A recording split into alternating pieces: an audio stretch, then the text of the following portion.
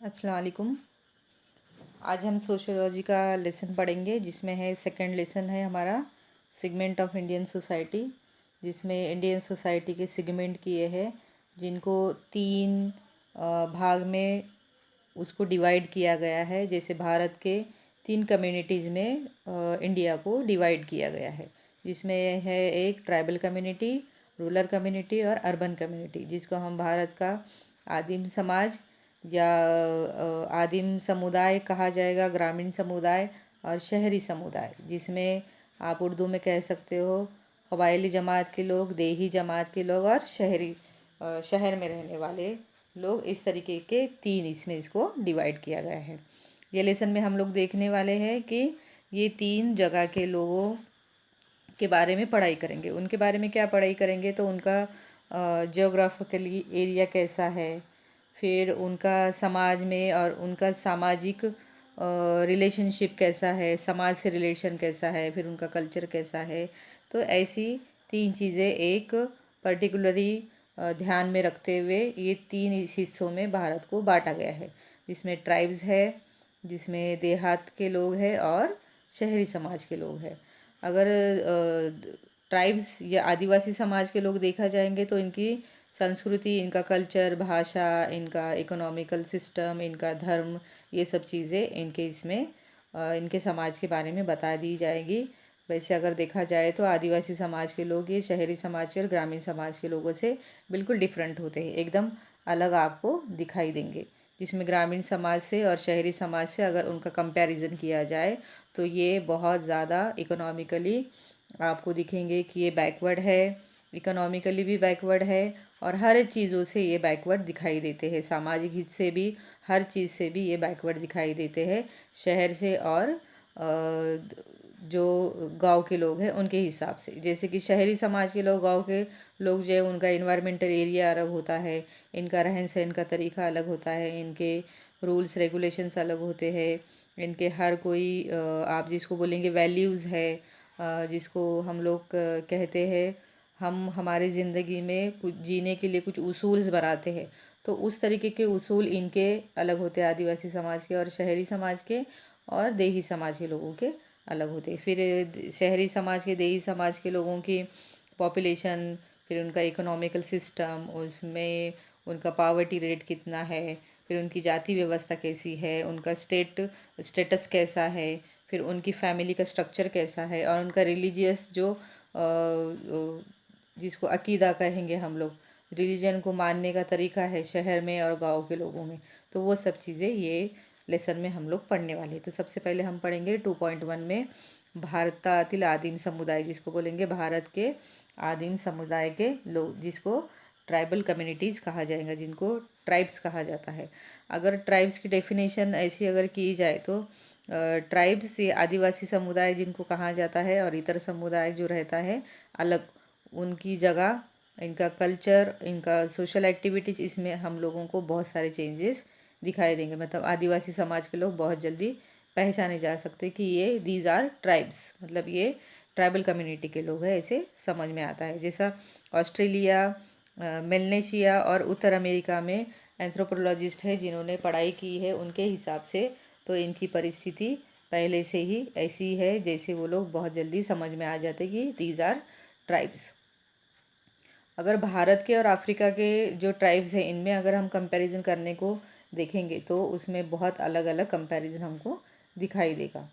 जिस तरीके से समाज में अपने सोशोलॉजिस्ट जो आंद्रे बेताई, इन्होंने कहा है कि सामाजिक शास्त्र में जो स्टेटस वाइज एक चेंजेस दिखाई देता है समाज में और उस हिसाब से समाज को पहचाना जाता है और समाज की व्याख्या की जाती है, उनका डेफिनेशन किया जाता है। तो इसी तरीके से वहाँ पे भी बताया गया है कि भारत के बारे में अगर बात किया जाए, भारत का जो आदिवासी समाज है अगर उसको देखा जाए तो उसका बहुत सारा रिलेशनशिप वेस्टर्न कम्युनिटी से हम लोग नहीं कर सकते, क्योंकि वो इंडिया में रहने वाले लोगों का कल्चर जो है ट्राइब्स का वो अलग है और ऑस्ट्रेलिया में या भारत के बाहर रहने वाले लोगों का ट्राइब्स जो है तो उनकी पढ़ाई या उनके बारे में अगर रिसर्च किया जाए तो वो सही नहीं होगा, उनका एक साथ कंपैरिजन नहीं कर सकते।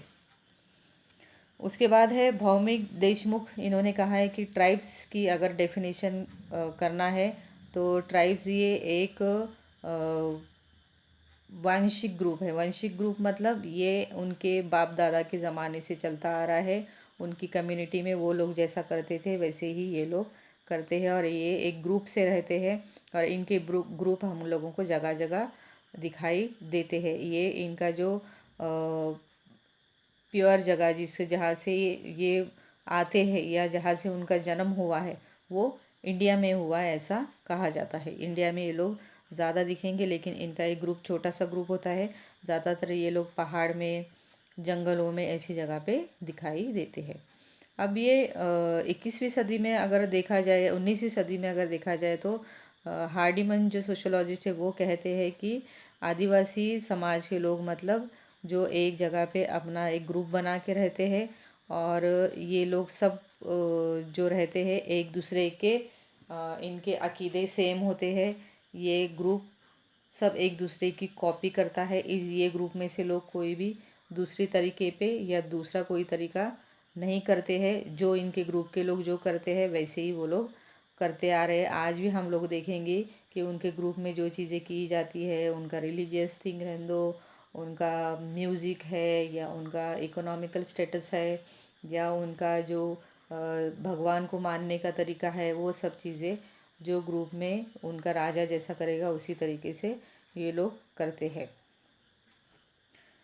इस तरीके से आदिवासी समाज के लोगों की ख़ास ऐसी डेफिनेशन अगर की जाए तो ये एक समान वंश के लोग हैं। समान वंश के मतलब इनका जो वंश था रेस जहाँ से आए हैं वही वो आगे आगे चलते आ रहे हैं और वही चीज़ें वो आगे लेके आ रहे हैं। उनके नया कुछ डिफरेंट ऐसा कुछ भी हम लोगों को नहीं दिखेगा जिसमें कि उनका सोशल लाइफ है, इकोनॉमिकल लाइफ है, ये सब चीज़ें जो उनके ग्रुप में होती है उसी तरीके से उनकी आज तक होती आ रही है ऐसा दिखाई पड़ता है।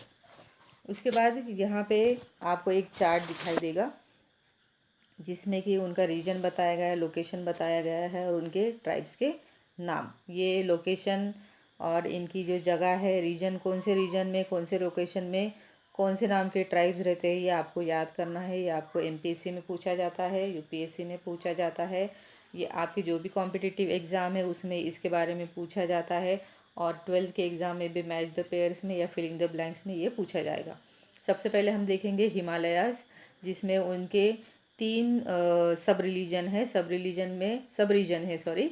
सब रीजन में उनका पहला है नॉर्थ ईस्टर्न हिमालय रीजन है, फिर सेंट्रल हिमालय रीजन है, उसके बाद है नॉर्थ वेस्टर्न हिमालय रीजन है। इसमें कौन से जमाती के लोग हैं ट्राइब्स के नाम दिए हुए हैं। उसमें फर्स्ट है गारो, खासी, जैंता, नागा, मिज़ो, खासा, लेपचा और गाड़ी। ये समाज के लोगों के नाम है। सेकंड वन में आएगा मिडल इंडियन रीजन जिसमें है बिहार, झारखंड, पश्चिम बंगाल, उड़ीसा, मध्य प्रदेश और छत्तीसगढ़, जिसमें 55% से ज़्यादा लोग आदिम जमात के या आदिवासी जमात के हमको दिखेंगे। इनके जमातों का नाम है गोंड, संथल, मुंडा, हो, ओरहोन, बिरहोर। ये लोग आपको दिखाई देंगे ये जगह पे जहाँ पे मिडल इंडियन रीजन है। ठीक है। फिर उसके बाद है वेस्टर्न इंडियन रीजन जिसमें पश्चिम भारत कहा जाएगा। इसमें है राजस्थान, गुजरात, महाराष्ट्र, गोवा, दादरा नगर हवेली और उसके आसपास के नियर अबाउट 1 करोड़ लोग हैं जो आदिम समाज के लोग हैं, जिनको आदिवासी समाज के लोग या ट्राइब्स कहा जाता है, जिनके नाम है जमाती के नाम भिल्ल है, कातकरी, वारली और बैना समाज के लोग हैं, जिनको ये आदिम जमाती का नाम दिया गया। इनके जमाती का ये नाम है। फोर्थ वन में है south India region. South India region में आपको देखेंगे आंध्र प्रदेश है, तेलंगाना है, तमिलनाडु है, कर्नाटका, केरला, जिसमें ये जो 5 देश है जहाँ पे दक्षिण भारत में ये लोग दिखाई देंगे। इनके जमातों के नाम दिए हैं इसमें तोड़ा, कोटा, इरूला, बदागा, चेंचू और कुरुम्बा। फिर है फिफ्थ वन में आपको दिखाई देगा जिसमें आइलैंड्स है। आइलैंड्स में अंडमान निकोबार है जो जिसको अरबी समंदर कहा जाता है, जिसमें लक्षद्वीप आइलैंड भी है जिसको इनके जमातों के नाम इजी आपके याद रह जाएंगे। अंडमानी निकोबारी, ओंगे, जरावा और सेंटिनलीज, ये इन लोगों के नाम है। तो ये चार्ट जो है आपको बहुत अच्छे तरीके से याद करना है और बच्चे बहुत अच्छे तरीके से उसको याद में रख के उसको बाय हार्ट कर लो और अपने अपने तरीके से नाम याद रखने की कोशिश करो। Then next point is definition of tribes, जिसमें है आंद्रे बेताई की डेफिनेशन है, जो कहते हैं कि जो समाज का एक विशिष्ट भाषा होता है, बैकग्राउंड होता है, लैंग्विस्टिक बाउंड्री होंगी, generally well find political boundary होंगी, ऐसे जमात के लोगों को या ऐसे समाज के लोगों को आदिम समाज कहा जाता है, जिनको ट्राइब्स कहा जाएगा, जिनकी एक पर्टिकुलर एक ही लैंग्वेज है और पर्टिकुलर एक पॉलिटिकल एरिया उनका बनाया गया है, जिसमें वो लोग बाहर नहीं निकलते और उनके अंदर भी वहाँ उनके ग्रुप में कोई नहीं जा सकते। ऐसे ग्रुप को आदिम जाति का ग्रुप कहा जाता है, जिसके जो सदस्य रहते हैं उनके जो वहाँ के जो उनके ग्रुप मेंबर्स होते हैं उनका भी एक सेम बिहेवियर होता है। वो सेम बिहेवियर में रहना उनको वो उनके बाउंड्रीज़ है, मतलब उसके बाहर वो अलग चीज़ कुछ भी नहीं कर सकते। जैसे हम लोग इंडिया में रहते हैं तो हमको इंडिया के जो रूल्स रेगुलेशन है उसके हिसाब से ही चलना पड़ता है, लेकिन इनका जो छोटा सा ग्रुप है वो वही उनका एक दुनिया है, वही वो उनका दुनिया या उनका देश समझ लेते हैं, जिसके इनके बाहर भी ये इससे बाहर कहीं जाते नहीं और उनके ग्रुप में किसी और को इन्वॉल्व नहीं करते। तो ऐसे जो ग्रुप होते हैं उनको आदिम समाज या ट्राइब्स कहा जाता है। उसमें एम.एल. लेविस की भी डेफिनेशन है, जिसमें उन्होंने कहा है कि आदिम समाज के लोग, इनका साइज़ स्मॉल होता है, छोटे, मतलब स्मॉल साइज़ के मतलब उनका जो पॉपुलेशन जो होता है वो कम रेट का होता है, ये गिनती में कम लोग होते हैं, जिनका सोशोलॉजिकली और पॉलिटिकली भी इन लोगों के कुछ रिलेशन होता है, सोशल, लीगल और पॉलिटिकल रिलेशंस जो है, जो जिसमें मॉरलिटी होती है, नैतिकता होती है, धर्म व्यवस्था होती है। इस करस्पॉन्डेंसी से ये डायमेंशंस उनके होते हैं जो उनके ग्रुप में ज़रूरी होते हैं। तो ये लोग भी ट्राइब्स कहे जाते हैं। जिसमें है राल्फ लिंटन, थर्ड वन है एंथ्रोपोलॉजिस्ट, जिन्होंने कहा है कि आदिवासी जमात के लोगों की एक टोली रहती है या इनका एक ग्रुप होता है। टोली मतलब एक ग्रुप कहा जाता है, जो विशिष्ट प्रदेश से बिलोंग करते हैं, एक पर्टिकुलर प्रदेश के लोग होते हैं और ये एक दूसरे से मिले हुए रहते हैं, एक दूसरे के साथ रहते हैं। इन लोगों की एकता की भावना होती है, जैसे मैंने अभी भी कहा, इनका एक समान रिलीजन होता है, समान कल्चर होता है और वो एक दूसरे की मदद करने के लिए हमेशा तैयार होते हैं। ये इनके ग्रुप में ना किसी को लेते हैं, ना इनके ग्रुप के बाहर कोई जा सकता है। तो ये इनको भी ट्राइब्स कहा जाता है। अभी आपको बहुत और इसमें बातें बताई गई है कि भारतीय राज्य घटना में, कॉन्स्टिट्यूशन में आर्टिकल 366 में जो कहा गया है कि शेड्यूल ट्राइब्स कहाँ दिखेंगे आपको, आर्टिकल 366 में।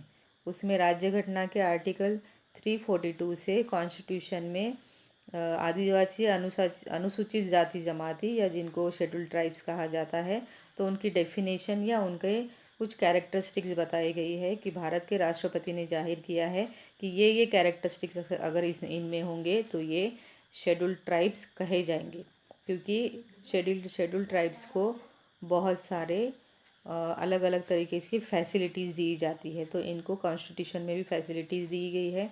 तो शेड्यूल ट्राइब्स कौन से माने जाएंगे, जिनका एक प्रिमिटिव आदिम, जिनमें क्या बोलेंगे, उनके रहन सहन या उनके गुण वैशिष्ट वो कैसे किस तरीके से रहते हैं उस तरीके से उनको देखा जाएगा।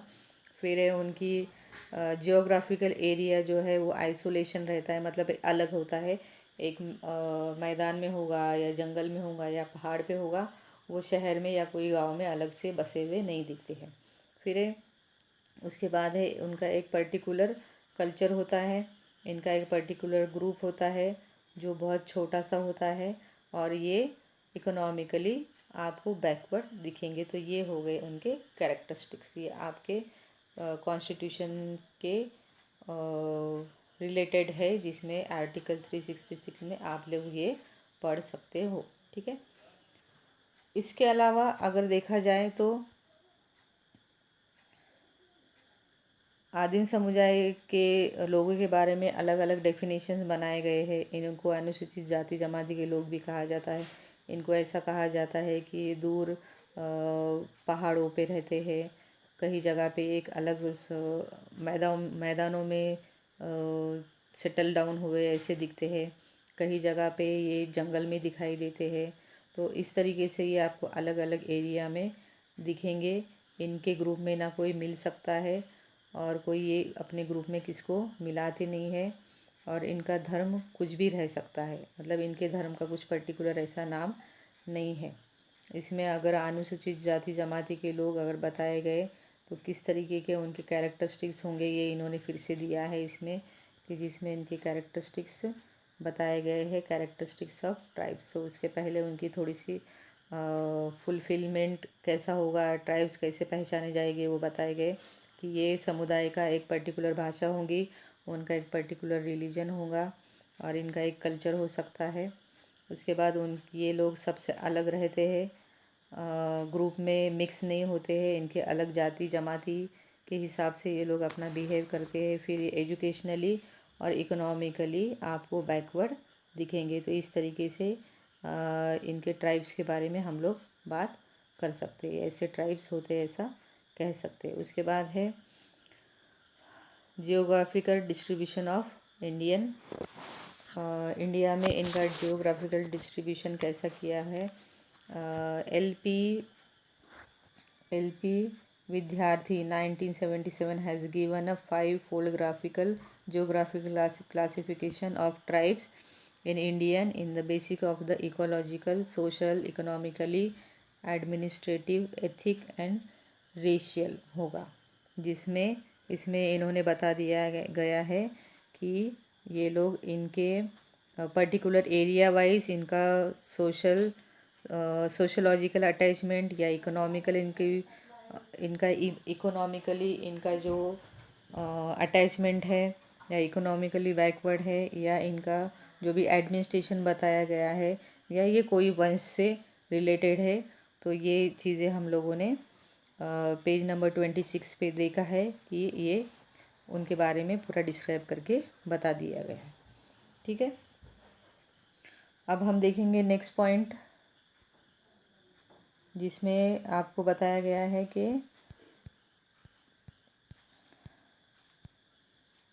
कैरेक्टरिस्टिक्स ऑफ ट्राइबल कम्युनिटी के कैरेक्टरिस्टिक्स इसमें आपको बता दिए गए हैं। जिसमें फर्स्ट है उनका जियोग्राफिकल एरिया जो सबसे अलग होगा। उसके बाद है उनका इकोनॉमिकल कंडीशन कैसी है वो रहेगा। फिर उसमें आएगा कि वो लोग कैसा एक दूसरे के साथ मिलजुल के रहते हैं, ये तीसरा पॉइंट आपको बता दिया जाएगा। उसके बाद है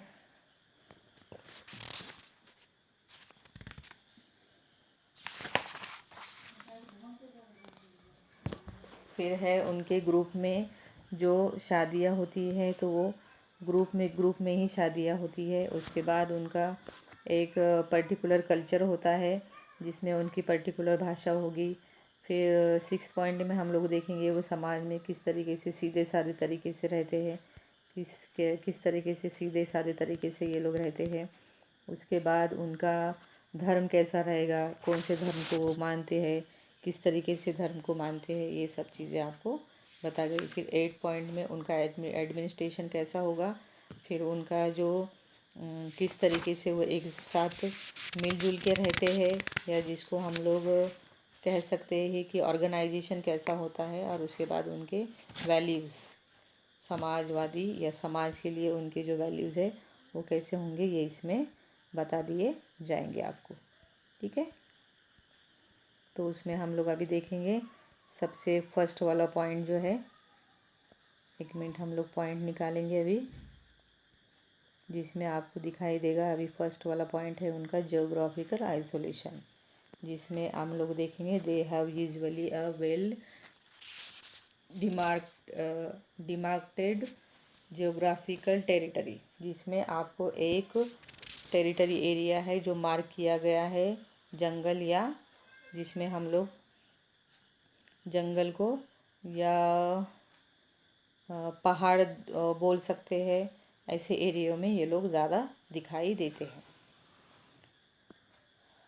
अब लेकिन अभी के अगर क्राइटेरिया के हिसाब से देखा जाए तो आदिम जमात के लोग अब पहाड़ों में नहीं रह रहे, ये गांव में और शहरों में माइग्रेट होते हुए दिख रहे हैं या इनमें मिक्स होते जा रहे हैं ये अभी के एरिया से। लेकिन इनका एक पर्टिकुलर एरिया होता है। अगर नागा समाज के लोग, खासी जमात के लोग और ये मिज़ोरम के लोग जो है, आप अगर देखोगे तो वहाँ पे आज भी ट्राइब्स दिखाई देंगे।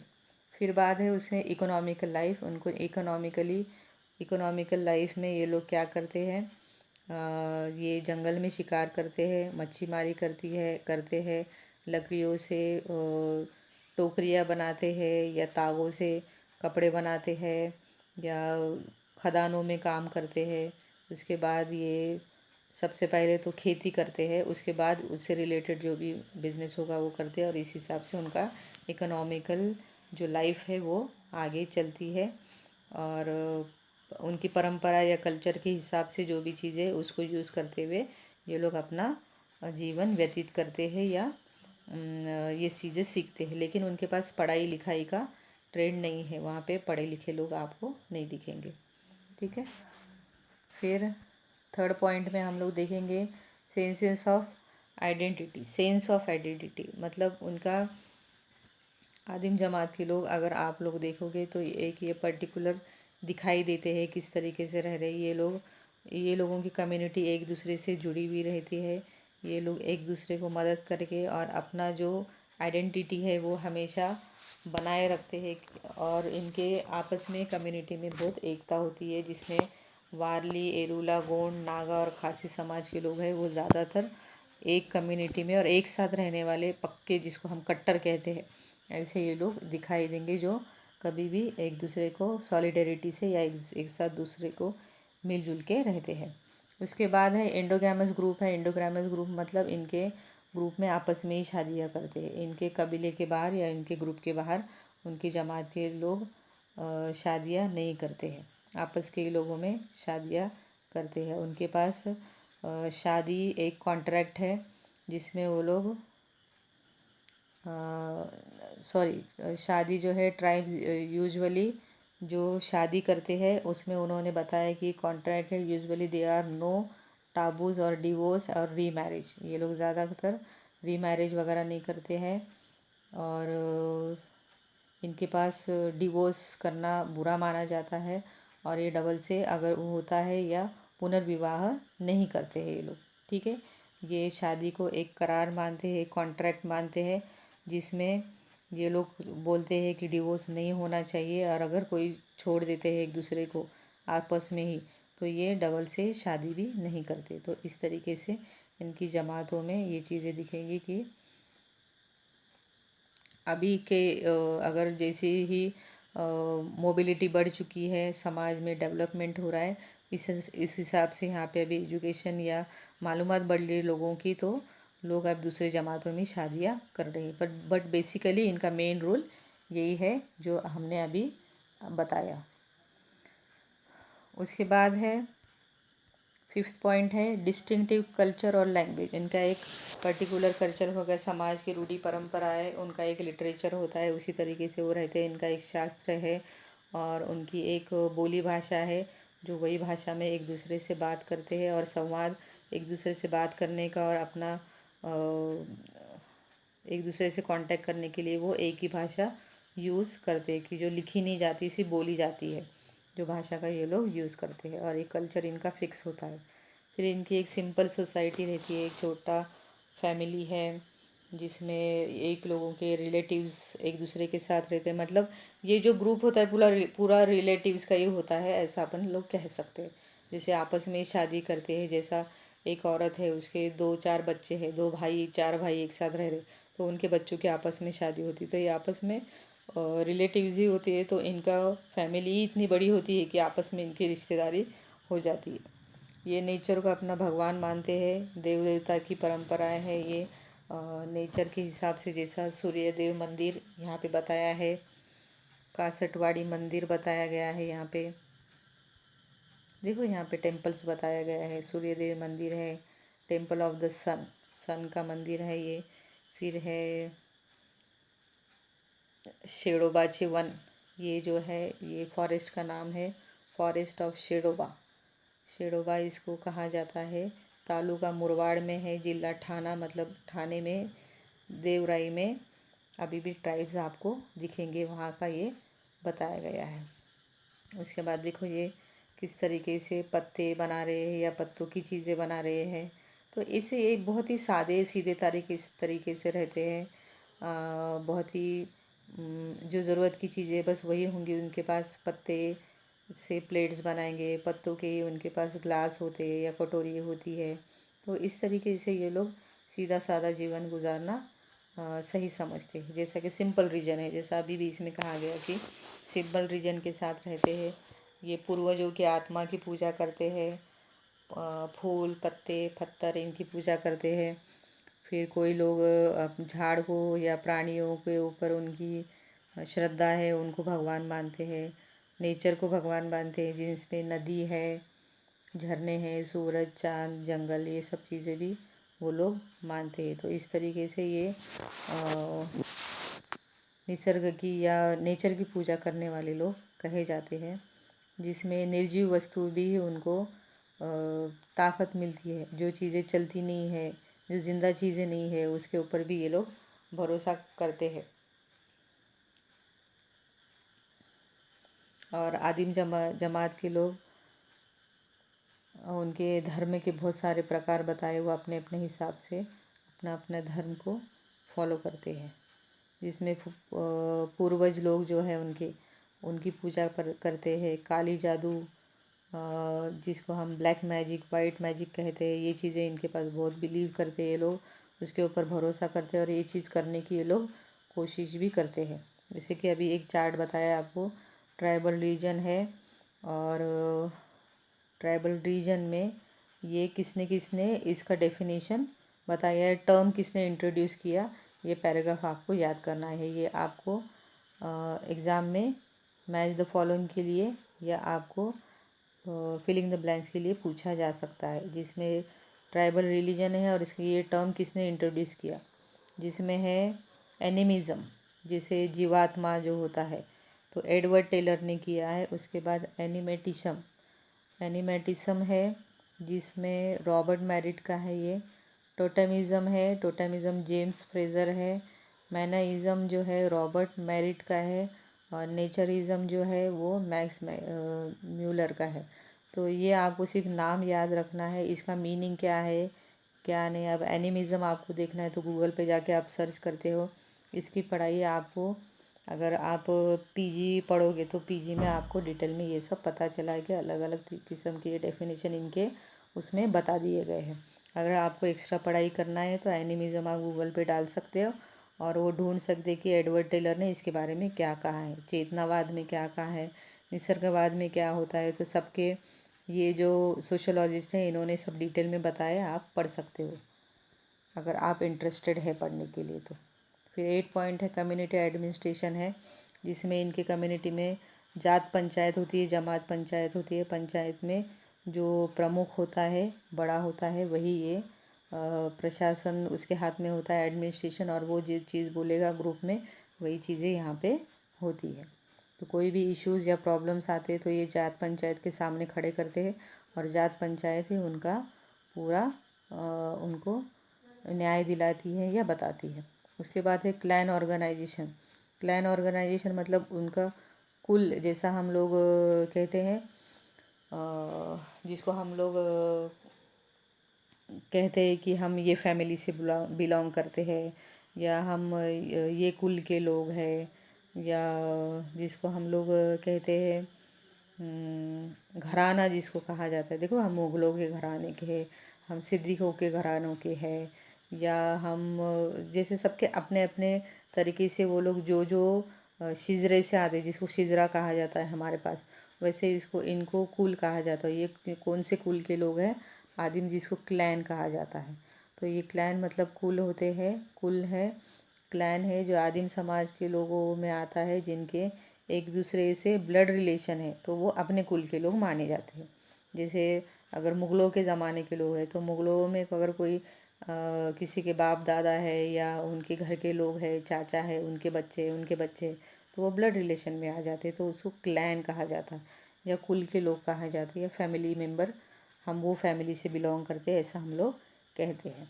ठीक है, तो उसके हिसाब से जितना आपको इसमें भी पूछा गया है उतना ही लिखना है। और ये फैमिली में जो ब्लड रिलेशन है, ब्लड रिलेशन वालों से ही उनकी फैमिली बनती है और ज़्यादातर ये लोग अपने कुल में ही शादी करते हैं, उसके बाहर शादी नहीं करते हैं।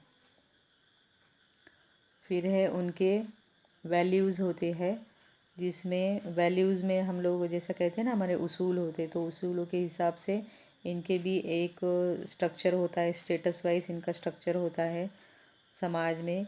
फिर समाज में जाति व्यवस्था के हिसाब से उनके पास भी कास्ट वाइज एक जाति व्यवस्था होती है, जिनमें आप लोग और एक चीज़ देखोगे वहाँ पे भी जो लड़का लड़की का भेद जो है, तो इनके पास भी आपको जेंडर इनइक्वालिटी दिखाई देगी।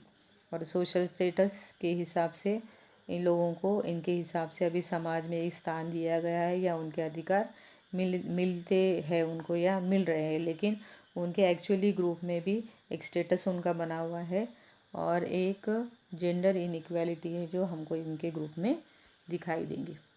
ठीक है, तो ये हो गए हमारे 10 इनके कैरेक्टरिस्टिक्स। अब इनके बारे में और थोड़ी सी मालूमात दूंगी मैं नेक्स्ट लेक्चर में, लेकिन अभी तक आज का लेक्चर बस यही करेंगे। नेक्स्ट लेक्चर पार्ट 2 जो है, तो मैं इसके साथ ही आपको डाउनलोड करके नेक्स्ट इसमें भेज दूंगी।